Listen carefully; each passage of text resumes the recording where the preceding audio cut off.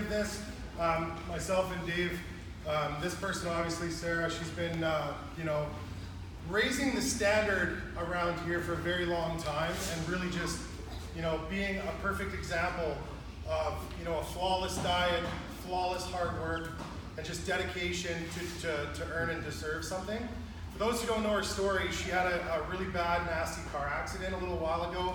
I think it was at like blue, somewhere between blue and purple, which just took her right off the mats. And she really struggled with recovery, and it just took her so long to get back on her feet and get back into the game. And when she did get back into the game, a lot of the people kept evolving that, when she wasn't evolving because of her injury, they were evolving. So she came back in, and if you've ever been through something like that, it is very hard to jump on that horse again and just get started all over again, and that's what she's had to do. I don't have to say what she's done over this last little while. In our team, to have a female adult world champion, like that is for sure gonna happen, and it's gonna happen at black belt, and I can't believe how far she's come from again, just getting out of those injuries and all the stuff that's kept her off the mat to really putting it back on the mat, and then working with my black belt Dave there, just working hard on, back to the fundamentals, back to the basics, and just, put it in. And her results are just crazy.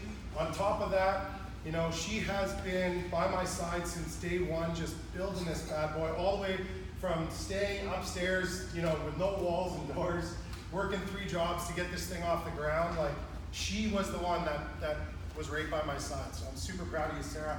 Come on up.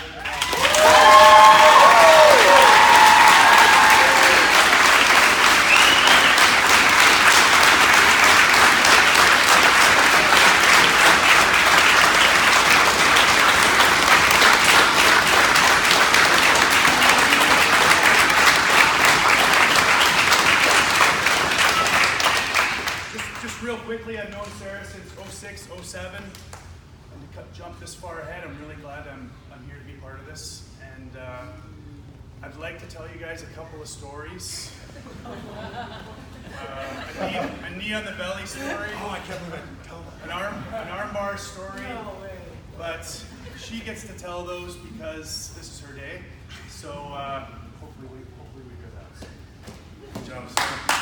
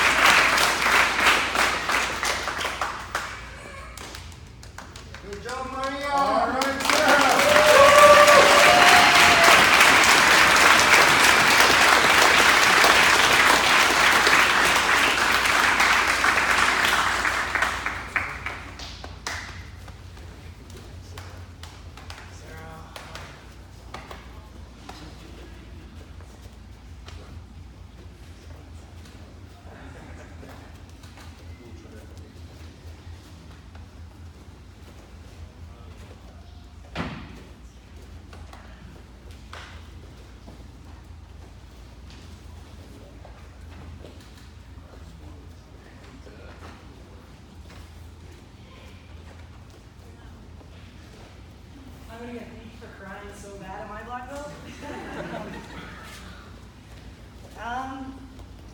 I guess I was thinking a lot about the aspects of the journey that got me here. And starting in Kelowna here, I remember starting with Jordan, and I was talking to my dad, and we didn't know him very well. We actually used to hate each other, and then which is a story not everyone knows about. And then I grew into friendship because of jiu-jitsu, and I remember talking to my dad, I'm like, yeah, this is what I want to do. My parents are like, okay, if this goes belly up, you can always come back home. So that was a big support that I had behind me as we worked on this journey. And I remember at white belt, going to Pan Am's and looking at the purple belts and brown belts, and I didn't even watch the black belts. They were too good. And I wanted to be like that. I wanted that. And so I made myself a promise that I'd get my black one day. And I was looking online, and I was trying to see someone to follow. I was trying to find some blogs. I was trying to find a black belt to talk to. I was trying to find a role model, a female one, and there wasn't any. So I realized that hero I was looking for, that had to be me. I'd have to create that. And those two promises, that I get my black belt and that I create this person, this hero to follow, to be, those are two of the hardest decisions I've ever made in my life. And those two carried me to here. And I think it's not about the belt for me, it's about the journey of getting here. And like Jordan talked about, there was a lot of people ask where our brand came from, where the name came from. We talk about rebranding from Gracie Baja. And the reason was there's a lot of Brazilians in there and there's a lot of abuse. Girls are getting sexually abused. That was going on behind the scenes. And these black belts behind us, we had a decision to stay or to go. And to rebrand would tank all our money, they'd leave. And so I was one of those girls. And I remember talking to these guys and they said, all right, let's see what this looks like. And for me, deep in my heart, I knew if we stayed, and if I stayed quiet, I'd leave jiu-jitsu. But then I also knew that I couldn't live with myself. When I look at my young girls, my Taya, my Braden, my little Jordan, it's not just the girls, my training partners, looking at my male training partners, and I was like, I can't do this. I made a promise to myself to be that hero and to get my black belt. And so these are the guys, they went to headquarters and they say, either this guy leaves, Gracie Baja, or we leave. And they said, we're not kicking him out, so we left. And so when you guys look at our wave, when you look at our logo, when you look at our logo in the front, you look at our brand, we had to fight for that. We had to fight for that, we had to create that. I know you take for granted that this is a safe place. We had to fight for that. The black belts behind me, we fought for that. And I'd say that's part of me being what I need to be. That's part of me. Now I know. I don't teach self-defense because it is fun, but I teach self-defense because I can connect with these girls on a far deeper level than I would have ever been able to before. I know how to help these girls. If girls coming to me that are abused, that are raped, that need to talk, and I'm like, I know how to help you. And I remember talking, I went through quite a few years of counseling and talking to counselor, and she's like, this is gonna create a legacy. This is gonna change your team. This is gonna change everything. And I didn't believe her, but now I do.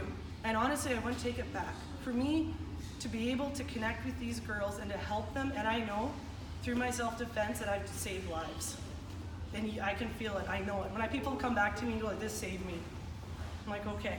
My first boxing coach told me, if you save one life a year, you're doing your job. And every year, I got one or more, he saved me. And so when I was working through that, I had the car accident. And Joel, my physiotherapist, has been amazing. He helped me through that in so many levels. And it was a point where it's like, you might not be able to compete again. And I was like, okay. And so I realized that no one would say anything. If I stayed off the mats, no one would say anything at Purple. Oh, I can't train, I can't compete. No one would say anything. Then I'm like, I could just be in the club in jiu-jitsu, but part of getting the black belt is everyone's journey. And this was part of my journey. So it's not even what I did, it's who I became. The struggles of making it through, the struggles of working through all of that. And I really believe, like, at the end of my life, like when I stand before my creator, it's like, okay, Sarah Draht, this is the life you're meant to live. You were meant to be a world champion black belt. You were meant to create a legacy. You were meant to save lives. You were meant to spread Pacific Top Team all over the world. But instead, you sat there quietly and left. So it's a decision that I made. I'm like, at the very end of my life, I'm like, this is, I want to do everything I was meant to do, and I want every single piece of life to be wrung out of me till like nothing left. And I honestly, half the time, I don't even like jiu-jitsu. I don't like getting tapped by guys that are half my size, you know, and getting caught and stuff, but it's taking away my ego. It's learning how to get better. It's figuring out that puzzle. It's hard. And so that's something where I know I'm going where I should be going, is if I'm uncomfortable and if it's hard, and sometimes even if I hate it. And so that's why this journey for me and who we are and our team is far more than my black belt. And I used to think when I get my black, that's when my journey starts. Or when I get my black, that's where it ends. And now I realize this is where my journey starts. It starts. These are all still my professors. You guys are still all my training partners. This is where it all starts. And to be honest, standing here today, I'm like, I wouldn't change a thing about my journey. I'm here, I'm exactly where I'm supposed to be, and this is where it starts. So it's who you become on the way. That's all I have.